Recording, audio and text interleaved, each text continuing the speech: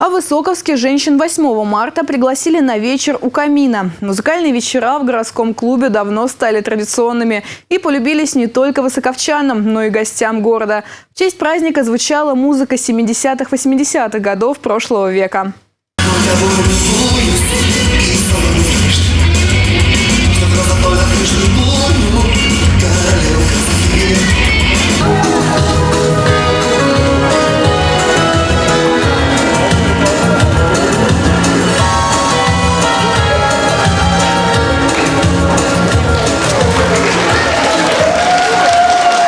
Спасибо. На сцене в праздничный вечер юные таланты города и исполнители хитов 70-х-80-х годов. Почетный гость концерта глава городского округа Алена Сокольская. И мне очень хочется каждому из присутствующих в этом зале, и девочкам, и мальчикам, и взрослым, и совсем еще детям пожелать самого главного – это тепла и любви в душе.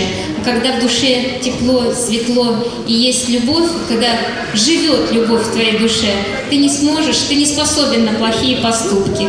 А значит, небо будет мирным, будет сходить солнышко, зеленеть трава, будем рожать детей.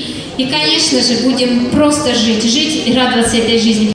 Вечера у камина – это еще один замечательный повод для высоковчан собраться вместе и отдохнуть в приятной атмосфере живой музыки.